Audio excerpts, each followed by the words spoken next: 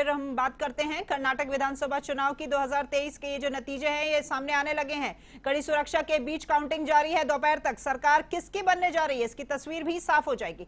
रुझानों में कांग्रेस पार्टी आगे चल रही है, जिसके चलते बेंगलुरु से दिल्ली एआईसीसी मुख्यालय पर जश्न का माहौल है। आपको बता दें कि राज्य की 224 विधानसभा सीटों के लिए 2615 उम्मीदवार मैदान में हैं, जिसमें से 2430 पुरुष और 184 महिलाएं हैं। इसके अलावा एक थर्ड जेंडर भी यहां पर प्रत्याशी है।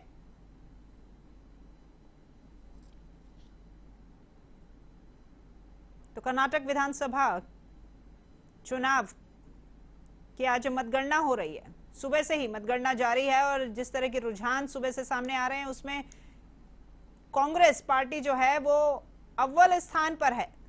तो कांग्रेस की सत्ता में वापसी स्पष्ट दिखाई दे रही है।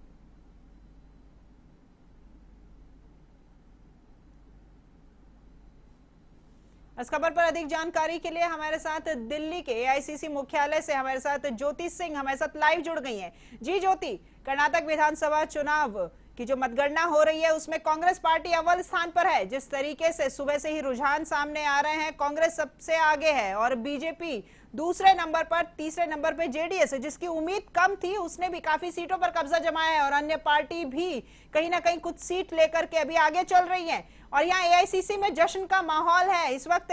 क्या कुछ और जानकारी है आपके पास?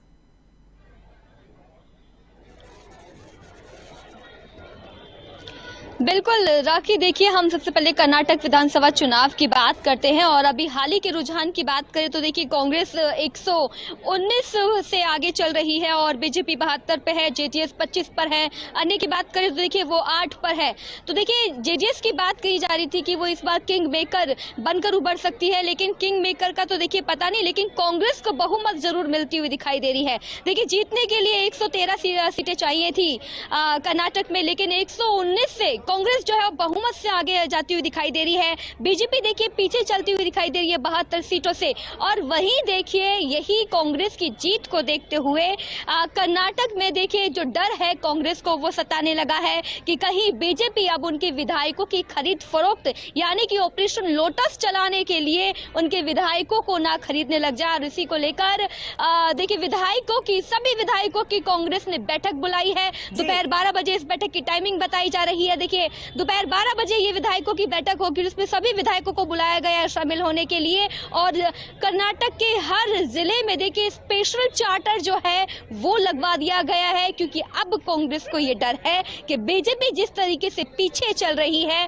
और वो यही हार का सामना ना कर पाए, बर्दाश्त ना कर पाए, इसकी वजह से वो विधायकों को खरीदने की कोशिश जरूर करेगी। और देखिए कांग्रेस लगातार ये आरोप लगाती आई है बीजेपी के ऊपर कि ऑपरेशन लोटस जरूर चलाती है बीजेपी। और ऑपरेशन लोटस के डर की वजह से देखिए कांग्रेस ने सभी विधायकों की बैठक भी बुलाई है और जहां जहां विधायक जिस क्षेत्र से विधायक लड़ रहे हैं उन सभी क्षेत्रों में स्पेशल चार्टर भी, सूत्र ये देखिए खबर दे रहे कि स्पेशल चार्टर तैनात कर दिया गया है, ताकि अगर जैसे ही है इसकी कोई खबर मिलती है जहां पर कांग्रेस को ये लगता है कि विधायकों को खरीदने की कोशिश बीजेपी करेगी, तो ऐसे में उनको वहां से एक सेफ लोकेशन पे भेजा जाएगा। वो सेफ लोकेशन कौन सी होगी वो भी जल्द पता लग जाएगा। लेकिन देखिए कांग्रेस इस बार पूरी तरीके से कोशिश कर रही है, क्योंकि जहां एक तरफ बहुमत से आगे जीतती हुई दिखाई दे रही है कांग्रेस, तो वहीं कांग्रेस को ये भी डर है कि देखिए अगर मध्य प्रदेश की बात करें, राजस्थान की बात करें या फिर किसी और स्टेट की बात करें, ऑपरेशन लोटस का डर हर पार्टी को रहता है। और यही डर की वजह से कांग्रेस ने जहां एक तरफ विधायक दल की बैठक बुला ली है, वही स्पेशल चार्टर भी तैयार कर लिया। और देखिए 5 स्टार होटल्स में कई कमरे भी बुक किए गए हैं कर्नाटक में और अलग अलग राज्यों में। देखिए ये कर्नाटक में कांग्रेस की पूरी प्लानिंग है, जिसकी प्लानिंग के चलते कांग्रेस अपनी पूरी सेफ स्ट्रेटेजी के साथ चलती हुई दिखाई दे रही है। फिलहाल अगर हम बात करें बीजेपी हेडक्वार्टर की, तो देखिए वहां पर सन्नाटा पसरा हुआ है। बाकी राज्यों की अगर हम बात करें, देखिए जब चुनाव होते हैं तो बीजेपी में जश्न मनाया जाता है, मिठाइयां बांटी जाती है, भंडारे किए जाते हैं, लेकिन आज बीजेपी का जो मुख्यालय है वहां पर सन्नाटा पसरा हुआ। और वही दूसरी तरफ हम बात करें कांग्रेस मुख्यालय की, तो देखिए सुबह 6 बजे से यहाँ की तस्वीरें जो है वो जश्न के माहौल में डूबी हुई दिखाई दी। अभी भी थोड़ी देर पहले ही देखिए यहाँ पर पटाखे फोड़कर जश्न मनाया गया, ढोल नगाड़ों के साथ भांगड़ा यहाँ पर करते हुए कार्यकर्ता दिखाई दिए। और एक और अनोखी तस्वीर एआईसीसी मुख्यालय में दिखाई दी कि बजरंग बली का जो मुद्दा था, जो कर्नाटक में बीजेपी ने उठाया था, हिंदुत्व का कार्ड खेलते हुए वहां पर दिखाई दी। और ये भी बजरंग बली के नारे खुद प्रधानमंत्री वहां पर दिखाई दे रहे थे कि बजरंग बली जो है वो कर्नाटक का चुनाव जिताएंगे। लेकिन देखिए यहाँ पर तस्वीर जो है वो बजरंग बली की वजह से आगे चल रही है और बीजेपी बौखलाई हुई है, उसमें कहीं ना कहीं भय व्याप्त है। तो कहीं ना कहीं लोटस ऑपरेशन चलाया जा सकता है, इसको लेकर कांग्रेस अपनी सेफ स्ट्रेटेजी पर है। लेकिन हम आपसे ये भी जानना चाहेंगे कि क्या अगर जिस तरीके से तस्वीरें आ रही हैं, कांग्रेस अगर कर्नाटक चुनाव जीत जाती है तो उसके बाद में क्या बीजेपी का जो दक्षिण का द्वार है, क्योंकि अभी केरल विधानसभा चुनाव भी होने बाकी है और कर्नाटक का जो विधानसभा चुनाव है वो बहुत ही महत्वपूर्ण है, तो क्या बीजेपी का दक्षिण का द्वार भी बंद होता नजर आ रहा है?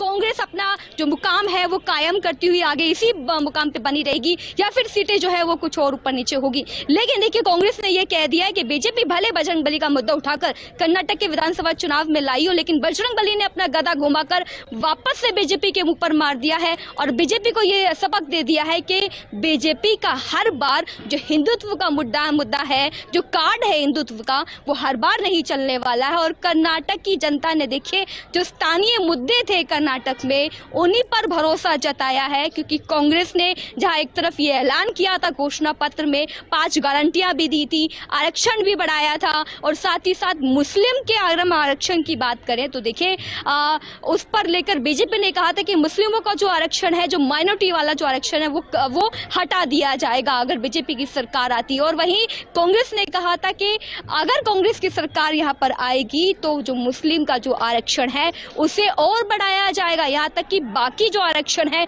उसे भी 75% तक बढ़ाया जाएगा। यानी कि देखिए कांग्रेस की जो इस बार की स्ट्रेटेजी थी वो पूरी तरीके से फ्लोर पर काम करती हुई दिखाई दी, फिर चाहे वो स्थानीय मुद्दों की बात हो। देखिए कांग्रेस ने ये अपने आप की पूरी स्ट्रेटेजी बना ली थी कि कर्नाटक की वो 4 दीवारियों में रहकर, यानी कि वो जो स्थानीय मुद्दे हैं उनसे अपने आप को नहीं भटकने देगी। प्रियंका गांधी वाड्रा ने भी कमान संभाली, खुद अध्यक्ष मल्लिकार्जुन खड़गे ने भी कमान संभाली और वो पूरी कमान संभालते हुए देखिए नाक का सवाल बना हुआ था। पिछले साल ही अध्यक्ष मल्लिकार्जुन खड़गे की ताजपोशी हुई थी, उन्होंने अध्यक्ष की गद्दी संभाली और उसके बाद कर्नाटक जो कि उनका ही गढ़ माना जाता है, वो कर्नाटक से आते हैं और कई नेता भी कर्नाटक से आते हैं। ऐसे में कांग्रेस के लिए ये जीत बहुत बड़ी जीत मानी जा रही है, क्योंकि अब यहाँ से न सिर्फ कांग्रेस अपने आप को मजबूत करेगी, अपने कार्यकर्ताओं में जोश भरेगी, बल्कि जो अध्यक्ष है मल्लिकार्जुन खड़गे वो भी अपनी इस जीत से संगठन को